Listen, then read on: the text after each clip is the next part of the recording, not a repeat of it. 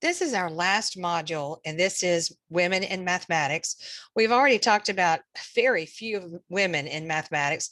Hypatia, way back a long time ago, was one of the first, was the first mathematician that we talked about who was a woman, and she was in the days of the ancient Greeks.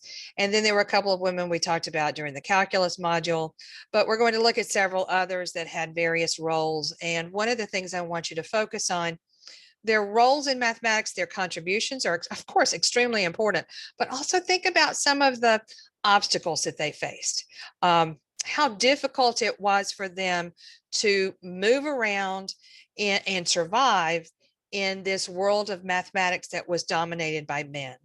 So you'll see some of the ways that they dealt with that, sometimes, kind of creative. All right, let's look at this. And this PowerPoint, you could actually, you don't really need me to read you everything, but maybe just by talking about the women, it will help you remember the work that they did, and as you move forward and read some of these. Okay. So Hypatia, I mentioned, we've already talked about her. Hypatia was the first woman mathematician, wrote and edited the work of some other mathematicians. She was known to be a pagan. In other words, she was not Christian.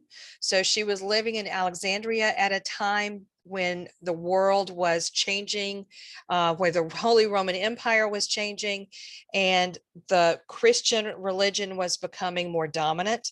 And that was true in Egypt as well. And an angry Christian mob got hold of her and killed her, and supposedly scraped the skin from her bones with oyster shells. She was known as a great teacher, and she was taken while she was leaving the library after she had worked hard to try to save a lot of the scrolls and the documents that were in that library. Also, there was a movie made about her a couple of years ago called Agora, Agora. So if you're interested, you might want to look that up. Rachel Weisz was the person who played Hypatia. Hypatia was supposed to be very beautiful. Emily du Châtelet and Maria Agnesi are two women that we talked about in relation to the development of calculus. And Emily du Châtelet was a French mathematician. She was a companion and lover of Voltaire. You've heard about the academic and scholar Voltaire. And what she worked on was Newton's work. She took the Principia that had been written in Latin over in England, and she translated it into French. And imagine how important that was, to translate that into a language that was more accessible, that was accessible to more people. And also think about what she had to understand to make that translation. Imagine if you spoke German and somebody gave you a German oceanography text, trying to think of something you might not know, some kind of a text, and you had no idea what it was about. The difficulty you would have in trying to translate that so that other people could make sense out of it. She had to know the math to be able to do the translation. So that was really important work that she was doing at the time. Maria Agnesi was also important in her work with respect to calculus. She was an important professor in Italy, offered a chair of mathematics in Italy, and that was not common during that time for a woman to have that kind of a position at a university. We'll see that with several other women during the 1700s and 1800s. She wrote the first surviving book or document by a woman in mathematics. So we know that Hypatia wrote a lot. We know that other people wrote some things in mathematics, but this is the first time we have something original from a woman, not just a translation, original from a woman about mathematics. And what she did was take what had been done in calculus at the time and what was done in algebra, and she unified those. So she took the work of Descartes and Newton and combined those and unified them into this one document. Okay, Sophie Germain is a new person. She was a French mathematician who was an excellent mathematician. But because she was a woman rather than a man, she did not get the recognition that she should have. She was not allowed to participate frequently. She didn't get to win certain prizes that she was eligible for. And she had to publish documents under a man's name. She actually corresponded with Gauss throughout her career, but when she did, she didn't write to him and sign it, "Thank you, Sophie." She wrote to him and signed it with a man's name. So he did not know that he was collaborating or that he was corresponding with a woman until much later. And he found out when she actually kind of helped to save him during the war. There was a war between France and Germany, and France was overtaking Germany, and she knew some of the French soldiers who were in charge, and they were moving into Gauss's hometown. And she wrote to the French soldier in charge and said, "The greatest mathematician is living in this city. You need to make sure you spare his life." And so that soldier goes to Gauss and says, "Hey, do you know Sophie Germain?" And he said, "No, I've never heard of her." And, so there was this little time there where they were trying to decide, is this who she's talking about? Finally, they got it all sorted out. Gauss figured out that he had been collaborating with this woman, and they continued to work together. And he recognized the importance of her work. Working in number theory, we just talked about number theory not too long ago, and in the theory of elasticity. Ada Byron King, move over to England. Ada Byron King was the illegitimate daughter, was the daughter of Lord Byron, the poet. And she was raised in high society. Her mother didn't think that it was very important for her to know mathematics, except to the extent that she could carry on a conversation with some distinguished gentlemen. So the mom thought it's okay to learn math if it's going to help you find a husband. So she was okay with that. And she did have some good connections. So she made sure that Ada had a good upbringing and a very strong education with several mathematicians along the way. With some of them, it didn't take very long before Ada was far beyond what her tutors were able to do. She encountered Charles Babbage in her circles of society, and Babbage invented one of the first computers that was programmed, known as the difference engine, or sometimes the Babbage machine. So she actually collaborated with Babbage on this. And some people say she is the first computer programmer, that she is the one who wrote the first computer program for the machine that Babbage invented. She did collaborate with him on instructions for that machine, and of course, some of the programs, but I think probably today most people would say she wrote the first computer program. A book was written about her in 2017. It's a historical novel, so it's not completely accurate, but it's got a lot of good information about her and what the world was like at her time. So I do highly recommend it. It was a really interesting book. Enchantress of Numbers. Florence Nightingale. You may not have thought of Florence Nightingale as a mathematician. Florence Nightingale was English, although she was born in Italy. Her parents were from the upper class, so they traveled an awful lot. She was born while her parents were traveling in Italy, and she was born in Florence and hence named Florence.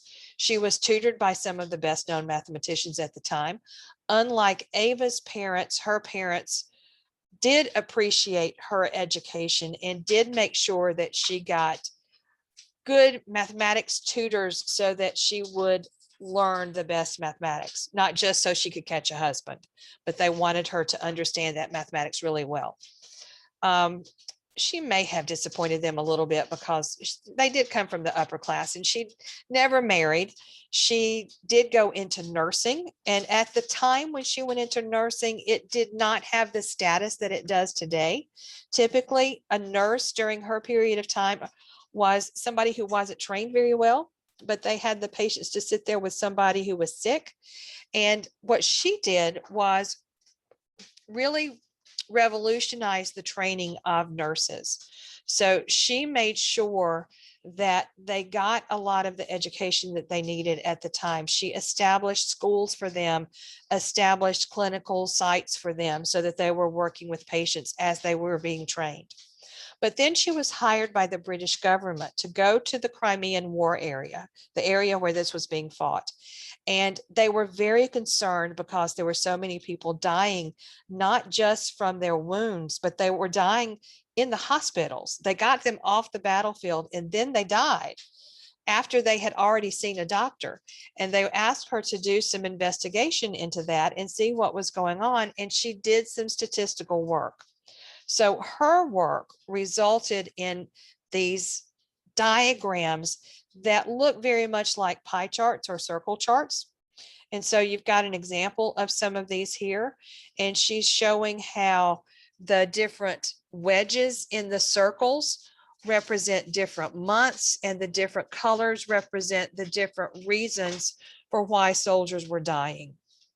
So very interesting to look at that work and how important it was, not just in nursing, but also in the war effort, also in statistics.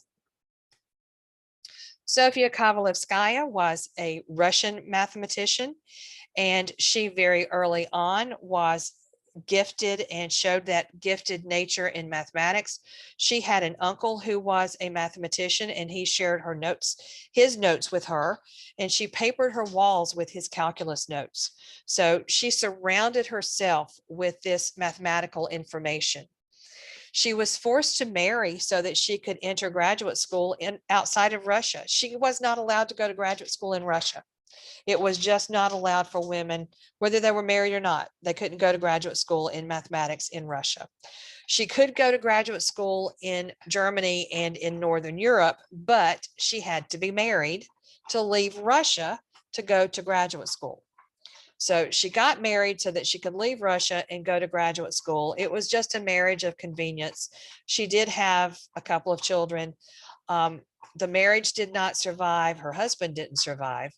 And once she did get her doctorate from the University of Göttingen, turned out that she could not get hired in Germany to hold an academic position. So the universities finally made the change so that women could get their doctorates, but then they wouldn't hire them for an academic position. So she had to move to Sweden to get hired into an academic position, which she did. And her area was mathematical physics. So she was very much an applied mathematician. Emmy Noether was a mathematician in Germany in the 20th century, late 19th century, 20th century. She came from a family of mathematicians. So it was just all around her. It seemed natural that Emmy would also go into mathematics. And she certainly was never discouraged by her family to go into it. She worked with David Hilbert and Felix Klein while she was in Germany on areas close to the theory of relativity. So she was right there working with people on the cutting edge of what was going on there. Her main contributions were in abstract algebra, and she was known during her time as a leader in that area. She lost her position in 1933. By then, they were hiring women in academic positions, but she lost her position when Hitler and the Nazis came into power because they fired everyone of Jewish origin from any of the academic positions and anything in the civil service. So she lost her position and she barely got out of Germany. Her friends were trying to encourage her to get to England or the United States as soon as possible. And she really dragged her feet. She just really did not want to leave Germany. She did not want to admit that things were as dire there as they were. So she did finally leave Germany and she came over to the United States, where she taught at Bryn Mawr in 1933. And unfortunately, she did not live very long after that. She died of cancer in 1935.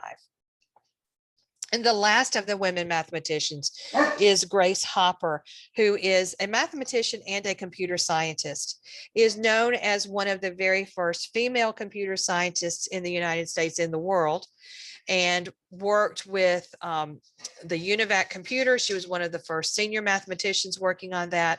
She actually worked in the Navy during World War II. She joined the Navy so that she could join the war effort. And it was through that effort that she got involved in mathematics and computer science. And in 1986, retired as a Rear Admiral at the highest level that she could possibly attain at that level. there what is a really interesting little interview with her on the David Letterman show. And she's, about this tall and about this big around. And it was after she retired from the Navy. So she's in her 80s and she has just retired, and he is interviewing her. So again, here's another YouTube that you need to watch at some point. Search on David Letterman and Grace Hopper and watch that. I think you'll enjoy it. She also was the person who coined the term debugging. That's interesting. And the reason was one of her computers wasn't working. And when she opened it up, there was a dead moth in it. And so she said she debugged the machine. Literally, she took the bug out and fixed it. And so debugging now refers to fixing programs as well, more than fixing the hardware, fixing the software. Okay, so those are the women mathematicians I wanted to close with. There are certainly many, many, many, many more. And some that recently have won some of the important medals at the international and national levels that have never been won before by women. So be on the lookout. You're going to see some women mathematicians moving up and in positions that they've never been in before. All right. Thank you. I hope you've enjoyed the course as much as I have. Bye-bye.